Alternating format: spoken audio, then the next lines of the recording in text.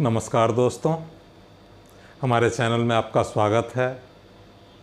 मेरा अनुरोध है कि आप हमारे चैनल को पूरा देखें, तो सब्सक्राइब करें, लाइक करें, बेल आइकॉन दबाएं और अपना कमेंट्स दें, जिससे आपके विचार के अनुसार अगले वीडियो में उस पर सुधार किया जाए। आज हमारे आर्थिक परिदृश्य में एक नया बदलाव आ रहा है। आप गौर करेंगे, हर आदमी क्रेडिट कार्ड और ईएमआई पर कोई भी सामान लेने लगा है। अब इस संबंध में आपको एक हम छोटी सी चर्चा या विस्तृत चर्चा जो भी कहें मैं करना चाहूँगा। सबसे पहले हम लोग क्रेडिट कार्ड से शुरू करते हैं। आज आप किसी भी प्राइवेट बैंक में जाइए, अगर आपका वहाँ खाता है और आप में 1,50,000 रुपये आप मेंटेन कर रहे हैं या अच्छा ट्रांजैक्शन है, तो आपके पास वहाँ कुछ कर्मी होंगे जो आपके बारे में जानते ही उन्हें कहीं बैंक से भी कुछ कर्मी उन्हें इशारा करते हैं, वो आपसे आएंगे, कहेंगे 10 मिनट हमें टाइम दीजिए, कुछ आपसे बात करनी है। आपको ले जाएंगे, आराम से बैठाएंगे, पानी चाय पूछेंगे और कहेंगे क्रेडिट कार्ड ले लीजिए, ये credit card life time free है, इसमें ये इंश्योरेंस मिल जाएगा फ्री, 50 दिन बाद पेमेंट करना होगा। 10 तरह की बातें करेंगे। अगर आप उस टाइम टाल देंगे तो बाद में आपको फ़ोन भी करेंगे, आपसे मिलने भी आपके पते पर आएंगे। इस तरह से ये तो प्राइवेट बैंक, लेकिन अब तो स्टेट बैंक में भी आपको हर ब्रांच में एक अलग से कर्मी बैठा हुआ मिलेगा, जो स्टेट बैंक कार्ड्स, एक अलग कंपनी बन गई जो केवल कार्ड्स इशू करती है। वो क्रेडिट कार्ड देने के लिए लोगों को कन्विंस करता है। यही हालत हर लगभग बड़े बैंक, चाहे बैंक ऑफ बड़ौदा में जाइए, पीएनबी में जाइए, हर बड़े बैंक जो सरकार के हों या प्राइवेट हों, वो देने के लिए। इसके अलावा कुछ अदर संस्थाएं भी, जैसे फ्लिपकार्ट है, उसके द्वारा टाई अप किया हुआ अमेरिकन एक्सप्रेस कार्ड है, और भी बहुत सी संस्थाएं क्रेडिट कार्ड देने के लिए व्याकुल हैं। आपको तो कहा जाएगा कि ये फ्री है, वो फ्री, लेकिन हमेशा हम लोग जाने वित्तीय सेक्टर में या फाइनेंशियल सेक्टर में कोई भी चीज़ मुफ्त नहीं मिलती है। अब आपने क्रेडिट कार्ड ले लिया, आपको कहा जाएगा कि आप 50 दिन बाद इसका बिल देंगे। बड़ी अच्छी बात है भाई, 50 दिन बाद बिल देंगे। आप कहीं गए, कहीं कुछ गैर ज़रूरी, शुरू में तो लोग कंट्रोल में रखते हैं, बाद में गैर ज़रूरी खरीदारियां भी शुरू हो जाती हैं। अरे ले लेते हैं, दे देंगे 50 दिन बाद। अगर आपकी आमदनी बहुत अच्छी है, अच्छे अर्नर है, तो आपको ज़्यादा अंतर नहीं पड़ेगा। लेकिन एक मध्यम वर्गीय आदमी जिसकी अर्निंग 50,000 रुपये प्रति माह से कम है, वो क्रेडिट कार्ड से अगर गैर ज़रूरी खरीदारी शुरू कर देता है, तो यहीं से वो उसके दलदल में या ट्रैप में फंसना शुरू हो जाता है। आप कहीं गए, आपने ऑनलाइन खरीदारी करनी हो या कुछ भी करना हो, आपको गैर ज़रूरी कुछ चीज़ें खरीद लिए, यहाँ तक कि आपको वही कर्मी कन्विंस करेंगे कि इंश्योरेंस भी ले लीजिए, वो भी आप क्रेडिट कार्ड के थ्रू ले लीजिए, बाद में दे दीजिए। इस तरह का भी काम हो रहा है, काफ़ी हो रहा है। आप सोसाइटी में देखिएगा, रोज़ लड़के घूम रहे हैं, लड़कियाँ घूम रही हैं, स्मार्ट लड़कियाँ आके कन्विंस करती हैं इसके लिए। आपने ले लिया, अगर आप समय पर बिल दे रहे हैं, बहुत अच्छी बात है। गैर ज़रूरी खरीदारी हुई तो वो तो आपके आर्थिक बोझ हुआ ही। अब आपको ज़रूरत नहीं है, लेकिन कोई महंगी चीज़ पसंद आ रहा है, पैसा बाद में देना है, ले लेते हैं, कोई कपड़ा है, कुछ है, चलिए वो खरीद लिया, आपने दे दिया समय से, कोई दिक्कत नहीं है। लेकिन अगर आपने किसी भी कारण से समय पर अगर क्रेडिट कार्ड बिल का भुगतान नहीं किया, तो बहुत भारी पेनल्टी आपको लगती है। 35% से 50% तक पेनल्टी आपको देना पड़ता है उस बिल के लिए। आप सोच लीजिए, जो जहां हमारे पास 10% सालाना पर क्रेडिट मिल रही है, वहाँ 35 से 50% हम पेनल्टी दे रहे हैं। तो बैंकों को कितनी गुना कमाई हो रही है, इसीलिए वो क्रेडिट कार्ड देने को व्याकुल है। अब आप जब आपके पास इतनी बड़ी पेनल्टी आप देखेंगे और बहुत बड़ा बिल है, कुछ आपकी आर्थिक समस्या, तो बैंक के वही आदमी आपको समझाएंगे कि भैया आप इसको ईएमआई में कन्वर्ट करवा लीजिए, ये जो आपका बिल है। अब तो असली खेला अब शुरू हो रहा है। आपने ईएमआई में कन्वर्ट कराया, तब तो आपके ईएमआई पर तो इंटरेस्ट लग ही रहे हैं, अब वो ईएमआई की प्रोसेसिंग फी भी आपसे वसूलेंगे। मतलब आम का आम, गुठलियों का दाम भी आपसे वसूलना बैंक ने शुरू कर दिया। अब ईएमआई पर आपने ईएमआई पर कन्वर्ट कर लिया और ईएमआई दे रहे हैं। आपकी कमाई का एक बड़ा हिस्सा ईएमआई देने में जा रहा है, आप आर्थिक परेशानी में आ रहे हैं। क्रेडिट कार्ड से अगर आपने भूल से भी कभी पैसे निकाल लिए कैश, जो उसमें फैसिलिटी दी रहती है, बड़ा समझाते हैं बैंक के कर्मी कि इतने हजार की आपकी कैश लिमिट भी है, तो आपने जिस दिन निकाला उसी दिन से पेनल्टी उसमें लगनी शुरू हो जाती है। और कई बार लोग धोखे में, जानकारी का, अपने क्रेडिट लिमिट से ज़्यादा खर्च कर देते हैं, उसमें तो आप समझिए लुट जाते हैं। हो सकता है 10,000 का आपने एक्स्ट्रा खर्च किया, उसके लिए आपको 50,000 पेमेंट करना पड़े।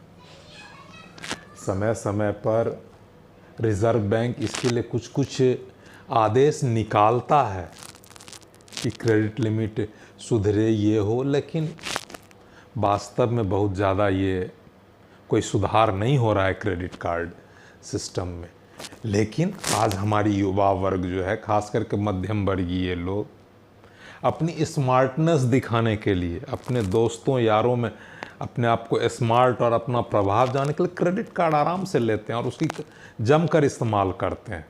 जमकर इस्तेमाल कीजिए कोई, लेकिन आप अपने लिमिट में कीजिए, गैर ज़रूरी खर्चे नहीं कीजिए। ये तो क्रेडिट कार्ड का दलदल हुआ। अब आपको ईएमआई के दलदल के बारे में बताते हैं। अब आप किसी भी बैंक, किसी भी दुकान में जाइए, जो अच्छा कंज्यूमर इलेक्ट्रॉनिक गुड्स की दुकान है, आप चले जाइए। आप वहाँ अगर मोबाइल पसंद करेंगे 10,000 का, आपका बजट है 10,000 का, लेकिन आपको पसंद, आपने देख लिया एक बड़ा मोबाइल भी, उसमें 30,000 40,000 का भी देखने लगे, 50,000 का देखने लगे, 1 लाख का आईफोन भी देखने लगे। वहाँ पर बैठा हुआ है फाइनेंस कंपनी का बंदा, कर्मी, जो आपको कन्विंस करेगा, सर ले लीजिए, इसमें कोई आपको इंटरेस्ट नहीं लगेगा, 0% इंटरेस्ट पर 12 से 24 इंस्टॉलमेंट में आप दीजिए। उसी तरह वो TV, fridge, AC, washing machine, कोई भी आप कंज्यूमर प्रोडक्ट्स लेंगे, हर के लिए, हर बड़े कंज्यूमर गुड्स शॉप या अच्छे जहाँ सेल हैं, छोटा भी दुकान अगर अच्छा, वहाँ उस फाइनेंस कर्मी बैठा हुआ है जो आपको कन्विंस करेगा। और यहाँ तक कि वो डीलर भी आपको कन्विंस करेगा, दुकानदार भी, कि ले लीजिए, बहुत अच्छा है, स्कीम है, ये फैसिलिटीज़ है, वो फैसिलिटीज़। अब यहाँ तो दुकानदार को तो महंगा सामान बिकेगा तो ज़्यादा कमीशन आएगा, साथ साथ फाइनेंस कंपनीज भी उन्हें इंसेंटिव देती हैं जो उसके यहाँ से फाइनेंस होता है। आपने ईएमआई पर ले लिया, 10,000 रुपये जो आपका बजट था वो दे के आप 1 लाख रुपये का मोबाइल ले लिया। मैं एक उदाहरण दे रहा हूँ। जब आप फाइनली सब कुछ उसके प्रोसेसिंग करेंगे तो वो कहेंगे एक इंश्योरेंस लेना ज़रूरी है, आपका मोबाइल कहीं खो गया। आप तो उसकी तरह सम्मोहित हो चुके हैं, आपकी उसकी बातों में आ चुके हैं, आपने वो इंश्योरेंस भी ले लिया, वो भी इंस्टॉलमेंट में जुड़ गया आपका। फाइनली जब आप देखते हैं तो जितना आप इंटरेस्ट नहीं देते उससे ज़्यादा तो आपने उस इंश्योरेंस का प्रीमियम दे दिया। फाइनेंस कंपनी ने आपसे सूद का सूद वसूल लिया, आप समझ रहे हैं 0 इंस्टॉलमेंट पर मिल रहा। और कहीं वहाँ भी आपने खुदा न खास्ते अगर एक भी इंस्टॉलमेंट मिस किया तो आप लुट गए। अब आपको इंस्टॉलमेंट के पेनल्टी बहुत हैवी लगेंगे। भाई 0% पर आपको हमने दिया है तो पेनल्टी तो लगेंगे। वही आदमी जो आपको कल करा था कोई दिक्कत, वही आपको कानून बताएगा। आपने बिना पढ़े हुए सारे डॉक्यूमेंट साइन कर दिए, जिसमें सारी शर्तें फाइनेंस कंपनी की आपने मान ली।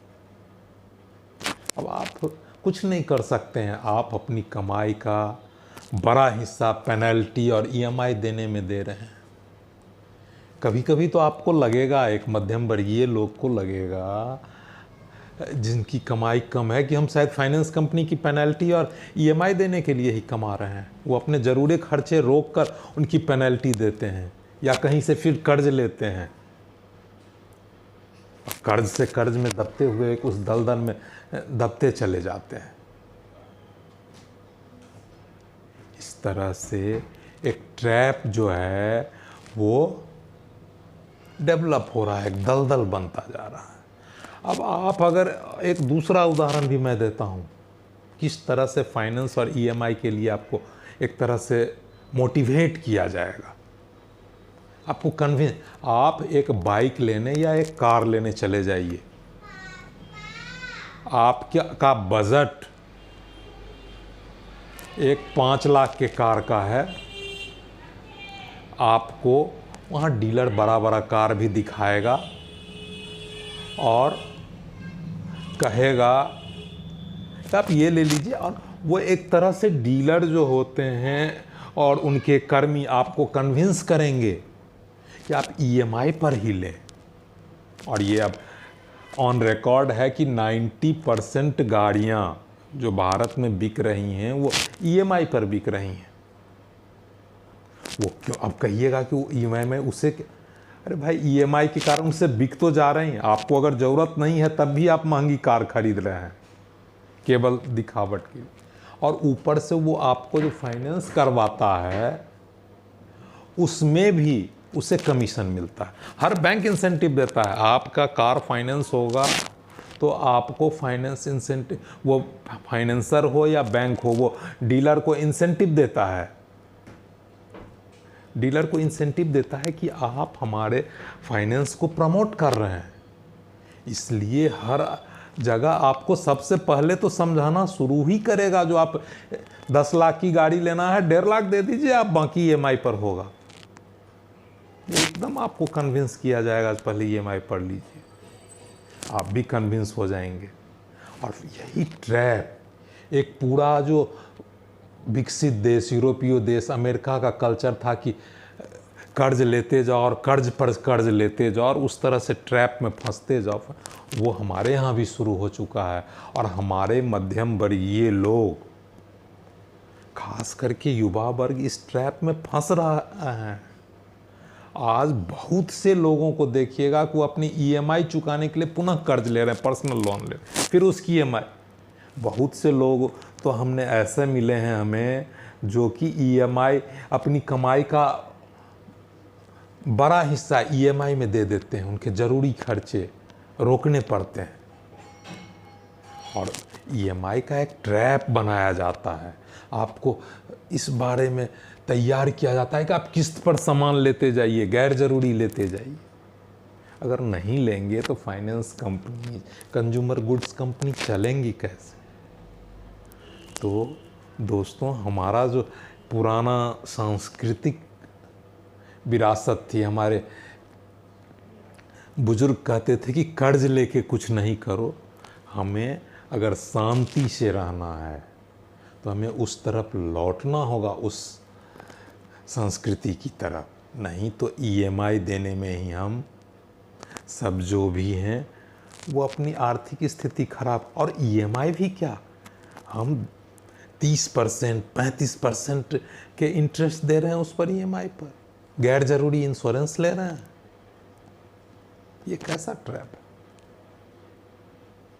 अब आप लोगों को सोचना है कि अब आप ईएमआई के ट्रैप और क्रेडिट कार्ड के ट्रैप में और दलदल में फंसना चाहते हैं या नहीं फंसना चाहते हैं।